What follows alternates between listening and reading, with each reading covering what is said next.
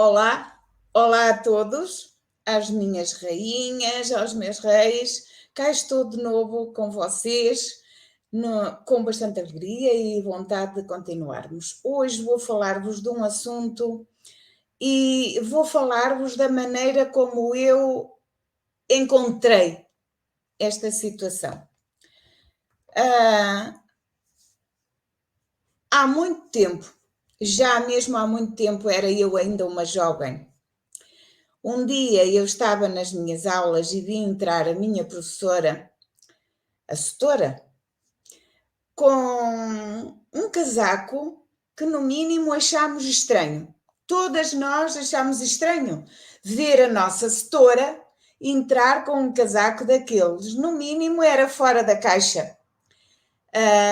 Era um casaco fora da caixa. Umas entre outras e dissemos umas para as outras. Como é que a setora traz um casaco feito desta maneira? Quem lhe terá feito? E isso intrigou-nos. Acabou a aula e aquilo passou. De momento passou, ficou esquecido. Fui vivendo a minha vida e uns anos mais tarde, já uns anos bem mais tarde, eu encontrei e fiquei muito admirada, fiquei agarrada àquilo que vi. Uma manta de um carrinho de bebê, também feito daquela maneira. E eu interroguei-me, raio, até é tão bonito, como é que isto se fará? À partida, eu até pensei que aquilo fosse de fábrica, que fosse feito numa fábrica ou o quê, mas não conhecia. Eu não sabia o que era aquilo, como é que era feito. Era bonito, muito bem combinado, cores maravilhosas, mas eu não sabia o que era aquilo. Mas aquilo foi-me ficando gravado, porque de tempos a tempos aparecia-me em frente a mim, assim, de repente, aquilo que eu comecei a gostar, comecei a ficar interessada e aquilo marcou-se. Entretanto, eu fui mulher, casei-me, tive os meus filhos e na altura em que eu tive também o meu primeiro filho, voltei a ver uma criança envolta numa coisa igual, uma coisa feita da mesma maneira, numa mantinha, num agasalho feito da mesma maneira. E continuava, e caralho, como é que será aquilo feito?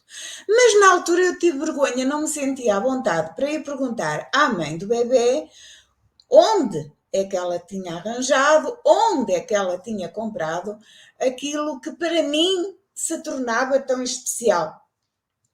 Tornava-se especial e ficava-me marcado. Achava aquilo muito bonito. Pronto.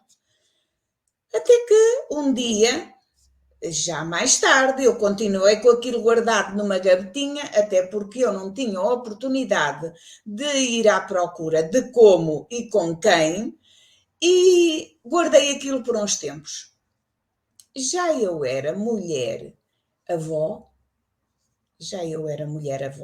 há cerca de 20 anos, que desejei, já que não tinha tido a oportunidade para fazer para os meus filhos,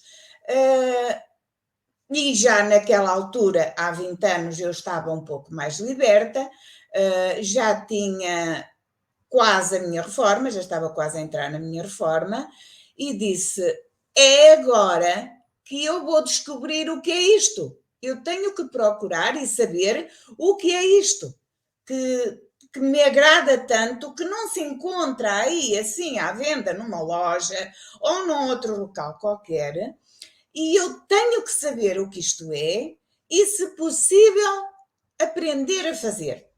E assim foi. Pus-me à procura, ali, acolá, onde é que eu podia encontrar essa sabedoria. Já começava a aparecer alguma coisa gravada na internet, sobretudo de mulheres brasileiras, mas eu não sabia como é. Eu não ia para o Brasil, não sabia que havia infoprodutos, que havia cursos online, porque na altura não havia, era muito difícil encontrar-se. O online estas vias, estas vias da internet não eram ainda conhecidas, ainda não se faziam ainda não era fácil encontrar quem ensinasse, quem fizesse. Eu fiquei, mas nessa altura que eu já tinha mais tempo livre, já me sentia mais livre, disse, não, tem que ser, é agora que eu vou procurar. E eis não quando eu encontro realmente uma senhora que tinha estado nos Estados Unidos e que sabia muito bem fazer e comprometeu-se a dar-me o curso. Comprometeu-se a dar-me o curso e agora eu vou-vos dizer que esses tais trabalhinhos, esse casaco, essa mantinha, essa envolta, era feita de retalhos de tecido.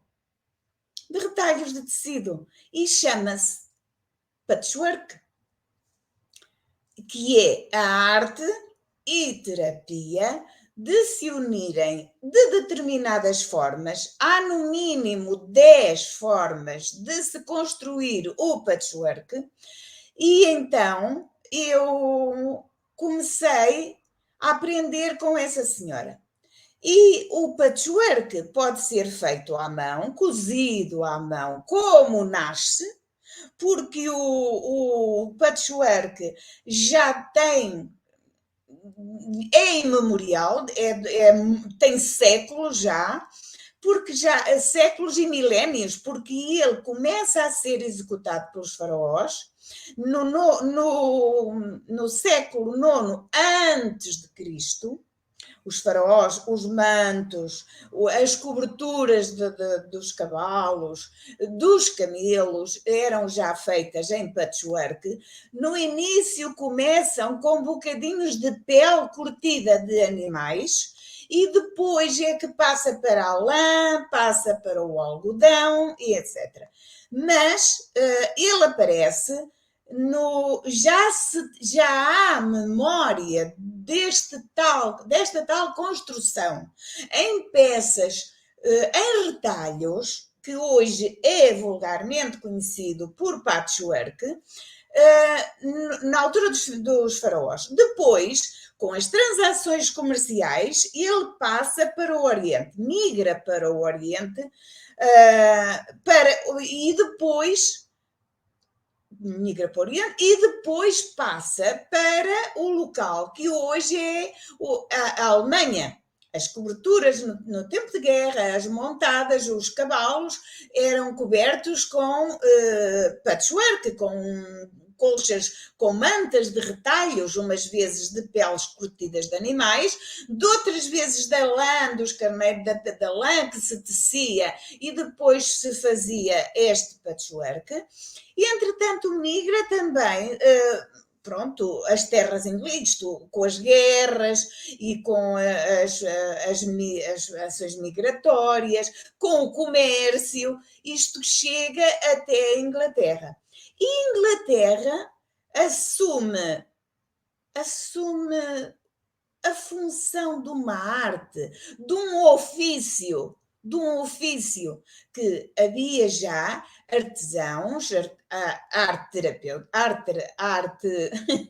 havia já ofícios que se dedicavam exclusivamente na feitura, na construção de tapetes e túnicas para o clero. Isso encontrou uma preponderância porque passou a ser feita com tecidos vindos do Oriente, daqueles tecidos maravilhosos vindos do Oriente, tecidos no Oriente, e aqui começa a ser feito para o clero tapetes e mantos e túnicas, isso que eles usavam. E realmente,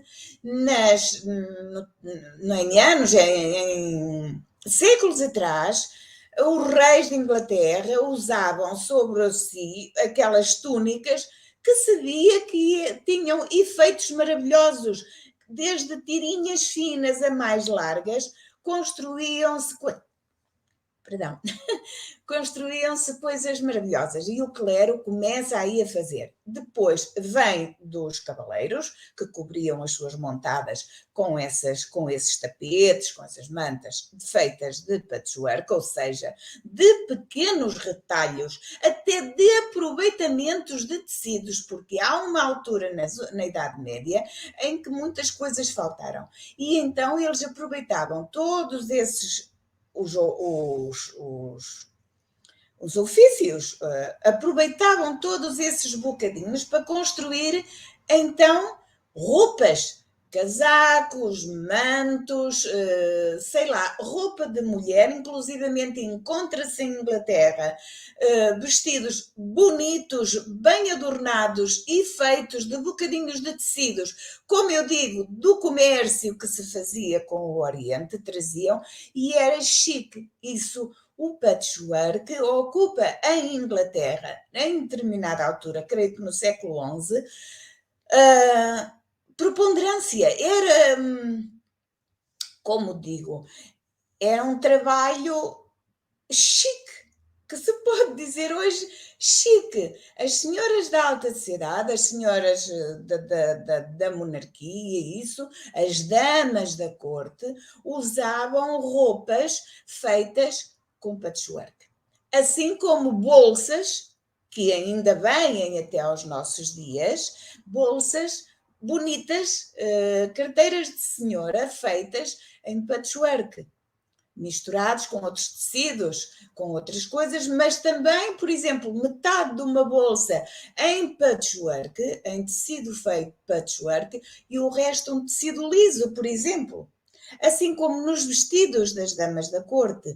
E depois vai-se espalhando até que chega aos Estados Unidos, onde é muito divulgado, sobretudo em determinada altura difícil, e daí nasce um grande interesse pela união dos retalhinhos de tecido, que depois, na altura, já aparece a construção à máquina, cozer-se à máquina, cozia-se à mão, depois é mais caro, esse tecido que se constrói cozido à mão é mais caro, porque é evidente, tem mais mão de obra, é mais valorizado, mas entretanto começa-se a fazer também cozido à máquina.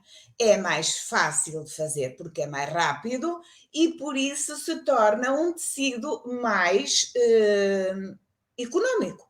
É mais económico. Eu, então, voltando à minha história, eu começo a aprender então com esse curso com essa senhora, mas a princípio comecei a fazer o patchwork à máquina, porque é mais rápido, e aprendi 10 técnicas, 10 maneiras de se fazer o patchwork.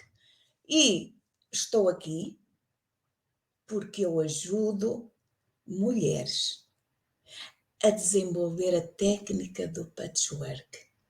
Prometo-vos, em 3 meses, 2 horas por semana, eu ensino-vos, eu ajudo-vos a compreender a melhor maneira de vocês fazerem maravilhosas peças em patchwork em 3 meses, 2 horas por semana.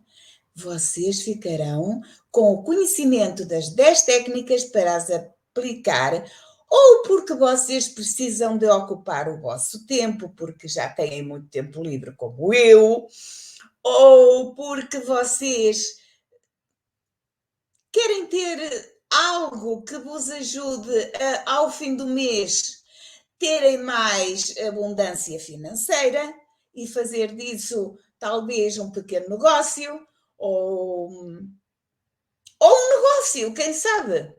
Depois de vocês saberem as técnicas, o céu não é o limite. O limite é o vosso querer, os vossos projetos. Aquilo que vocês acharem que que é fora da caixa, inclusivamente, e que vai atrair pessoas que vão gostar, porque há pessoas que vão gostar, e há já, inclusivamente na moda, ocupação, há lugar para se usar o patchwork. É fora da caixa. Sobretudo estas jovens, e sobretudo estas jovens que são mais, que pensam fora da caixa, que gostam mais de respeitar o ambiente, porque também se respeita, porque se aproveitam os retalhinhos de tecido e que fazem às vezes coisas maravilhosas. Saias, corpetes, vestidos, casacos belíssimos, formando imagens, aplicando sobre o patchwork imagens, fazendo o patch appliqué, que é aplicações de patchwork sobre o patchwork. Imaginemos que temos 2 metros por 1 metro de patchwork feito. Fazemos um casaco, ou mandamos fazer, e depois aplicamos figuras ou motivos ou outras coisas nesse tal patch appliqué, que é o patch aplicado com imagens, um ursinho, uma flor maravilhosa, um girassol. Podemos aplicar sobre esse patchwork e sair fora da caixa, marcando a diferença com a nossa essência, com aquilo que nós gostamos, com aquilo que nós queremos ter e fazer. E que vos poderei dizer mais por hoje? Eu encontrei o patchwork há muitos anos. A primeira vez que eu vi foi nesse casaco da minha setora, que vinha toda elegante, com uma saia comprida e um casaco desses.